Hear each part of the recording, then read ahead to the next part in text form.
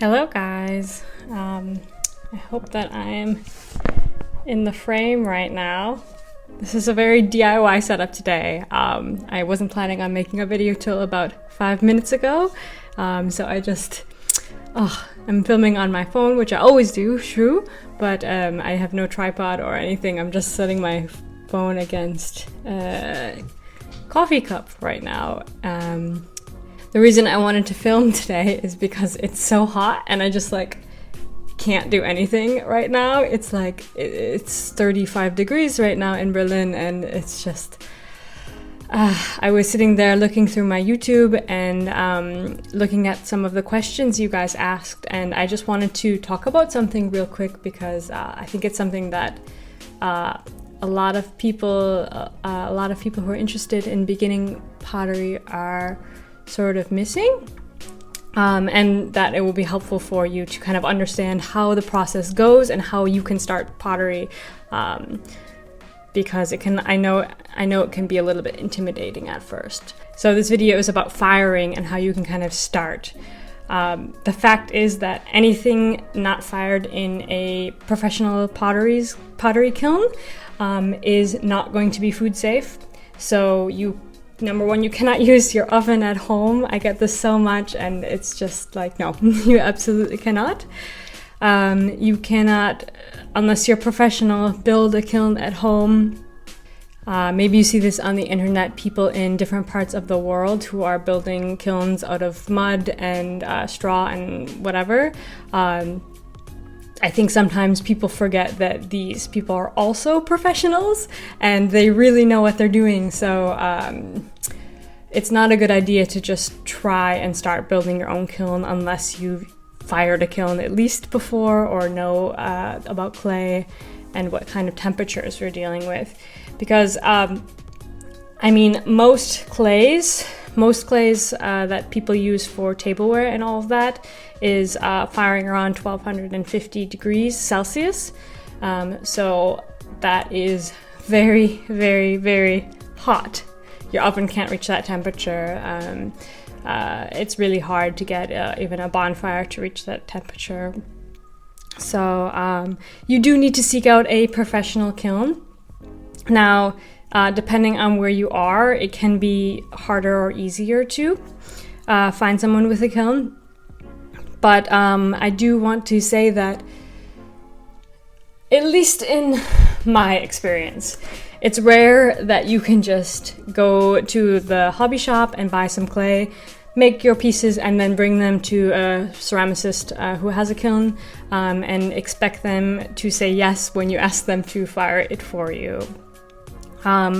This is just a little bit naive, and I don't mean that as a criticism. Everyone's starting from somewhere, but I want to educate you so you can kind of understand it from the potter's perspective. So the first thing to remember is that every clay fires at a different temperature. Okay, so depending on if you're using earthenware clay or porcelain, the firing range between these two to the final temperature, where the clay vitrifies, it becomes watertight, is a difference of 300 degrees Celsius. So it's a big difference.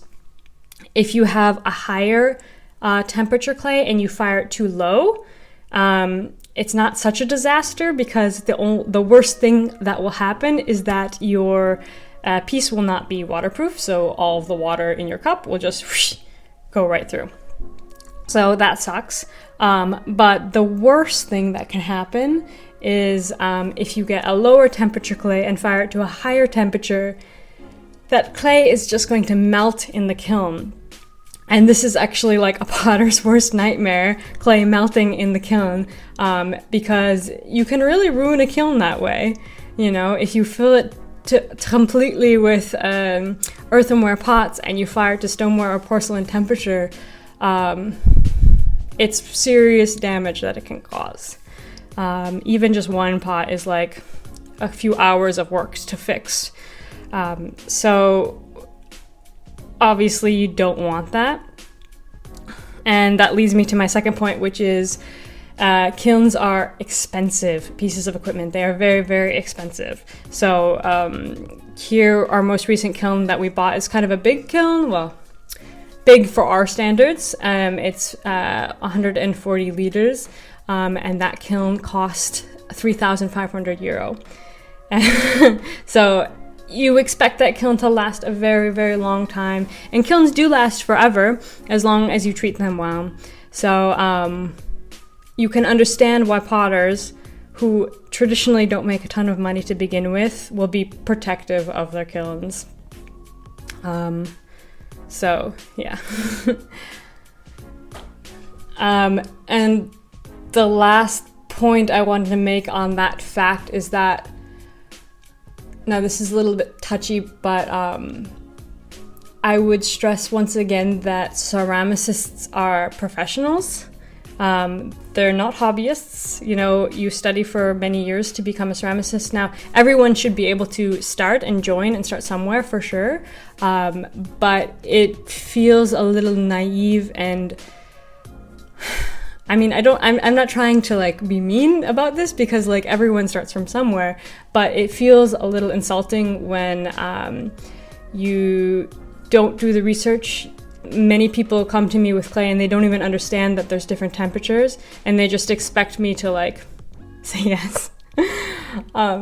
I mean, seriously guys, I get this at least once a week, and I hate saying no to people because I want everyone to have access to ceramics and to be making pottery. But I have to say no.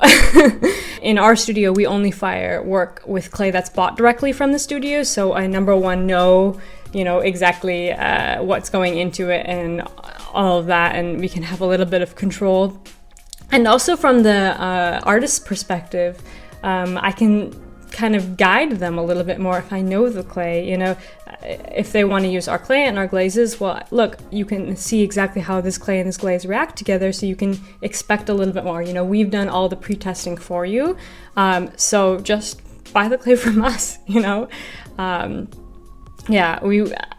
try and make it really simple on everyone by doing that, and that's why we started with this take-home clay kit. And anyway, just trust the ceramicist in charge to know what they're doing, and don't undervalue our expertise, please. I just wanted to say that I know that there's an accessibility issue to pottery, which is a huge shame.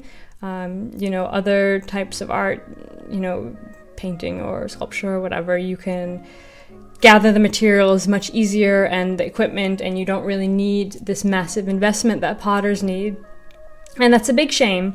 But I think that because of this, pottery is also nice in that it fosters community. For example, with the community studios. So community studios are one of the best ways to get started in pottery, because not only do they usually offer classes, but they also have this kind of packages. So you can come in, they have the clay, they have the kilns, they always have professionals firing the kilns. You don't need to start worrying in the beginning about how to program a kiln and all these complicated glaze chemistry and stuff. These community studios that have memberships, they are just a really great way to start. So and I just really love them, because you meet amazing people and you get to see all these different artists, and we're always inspired by the other artists that are in our space. So to all of the people who are asking me how to start, I really appreciate you reaching out to me, first of all. That's wonderful. And I would just say, start with a class if you can. Now, I know not everyone has access to a class or a community space, but if you can, do that. And if not, I would say try and get an apprenticeship somewhere, or try and ask a local potter if they are offering any classes, or if they need help around the studio. And do your research. start to understand clay and the history of pottery, and you know, the steps that go into making pottery before you know, just buying some clay. I mean, it's okay to just like mess around. Of course, clay is so fun and relaxing to work with. But yeah, it's also a profession for a lot of people. So yeah, there's a lot to learn, and you know, it's a lifelong passion. If you're truly passionate about pottery, you can keep learning for the rest of your life, and it's gonna be awesome. So, all that said, I hope this was informative for you, and I hope that I wasn't being too, I don't know. You know, I want everyone to try pottery. So, yeah, just go out there and try. Please ask me questions. I'm always here for you if you want. Write in the comments if you want to hear any other videos about it. I'm going to be doing a glaze video soon, don't worry. I know a lot of people are asking me about how to do that process. It's a bit complicated, so that's why I haven't done it before. I'm trying to figure out how exactly to do it. But maybe I'll just make a super spontaneous video like this one. Who knows? Alright, take care guys.